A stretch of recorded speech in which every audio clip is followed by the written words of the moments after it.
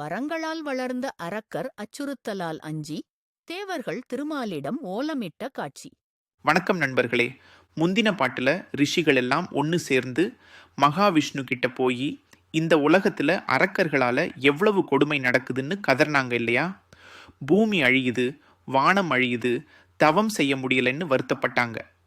ஆனா ஏன் இந்த அரக்கர்களுக்கு இவ்வளவு சக்தி வந்துச்சு? எங்கிருந்து வந்துச்சு இந்த துணிச்சல்?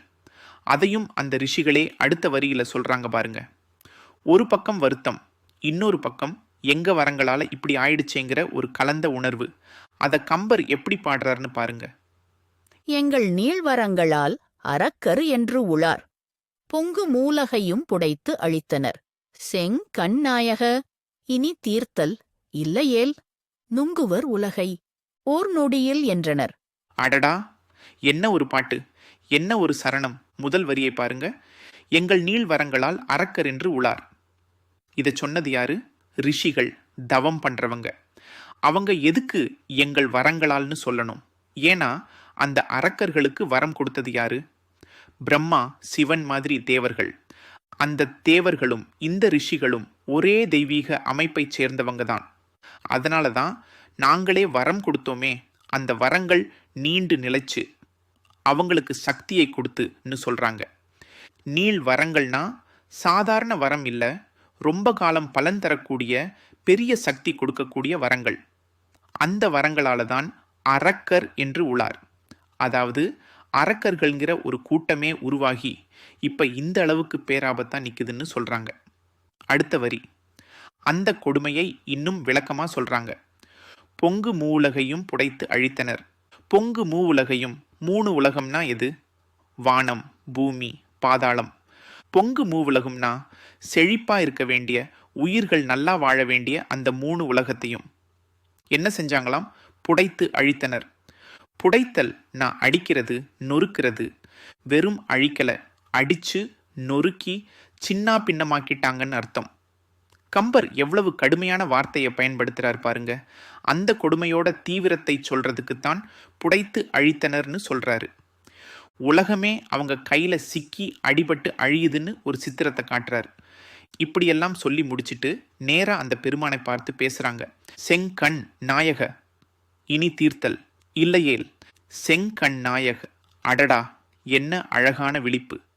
செங்கண்ணா, தாமரை மாதிரி சிவந்த கண்ணழகு கொண்ட தலைவனே, கருணை கண்களோடு பார்க்கிறவனே, இல்லைனா கோபத்தோட சிவந்த கண்ணோடு பார்க்கிறவனே, எப்படி வேணா எடுத்துக்கலாம். ஆனா அந்த பெருமானின் கண்களிலே கருணையையோ இல்லைனா கோபத்தையோ ஏதோ ஒன்றை பார்க்கிறாங்க. அந்த பார்வையில ஒரு தீர்வு இருக்குன்னு நம்பி அவரை அழைக்கிறாங்க. அப்படி அழைச்சிட்டு சொல்றாங்க, இனி தீர்த்தல் இல்லையேல், இனிமே நீதான் இதை தீர்க்கணும், இதுக்கு ஒரு முடிவு கட்டணும். அப்படி நீ செய்யலனா என்ன ஆகும் தெரியுமா? அடுத்த வரியில ஒரு அதிர்ச்சியான தகவலை சொல்றாங்க. நுங்குவர் உலகை ஓர் நொடியில் என்றனர். நுங்குவர் உலகை, அடேயப்பா, உலகத்தையே முழுசா நுங்கிடுவாங்கன்னா என்ன அர்த்தம்? விழுங்கிடுவாங்க, காணாம போயிடும். வெறும் அழிக்கிறது இல்லை, அடையாளமே இல்லாம விழுங்கி சுத்தமா அழிச்சிடுவாங்கன்னு அர்த்தம். எப்போ? ஒரு நொடியில், ஒரே ஒரு நொடியிலே இது நடக்கும்னு சொல்றாங்க. இது வெறும் பயமுறுத்தல் இல்லை. அவங்க சக்திக்கும் அவங்களோட நோக்கத்துக்கும் உலக அழிவுங்கிறது ஒரு நொடியில் நடக்கக்கூடிய விஷயம்னு சொல்றாங்க. கேட்டிங்களா நண்பர்களே? கம்பர் எப்படி அந்த காட்சியை நம்ம கண் முன்னாடி நிறுத்துறாருன்னு. ரிஷிகள் வந்து புலம்புறாங்க. அரக்கர்களின் சக்தியோட மூலத்தை சொல்றாங்க. அந்த கொடுமையோட தீவிரத்தை சொல்றாங்க. புடைத்து அழித்தல். அப்புறம் பெருமாளை பார்த்து நேரா வேண்டாங்க, செங்கண் நாயக. கடைசியில ஒரு எச்சரிக்கை விடுக்கிறாங்க. ஒரு நொடியில உலகமே அழிஞ்சிடும், நுங்குவர் ஓர் நொடியில். இந்த புடைத்து அழித்தல்ங்கிற வார்த்தையும் நுங்குவர்ங்கிற வார்த்தையும் கம்பர் கையில எவ்வளவு சக்தி வாய்ந்த ஆயுதமா மாறுது பாருங்க.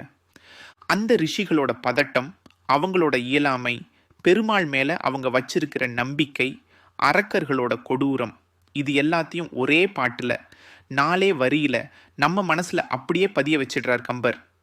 என்ன ஒரு கவி, என்ன ஒரு காவியம்! நன்றி.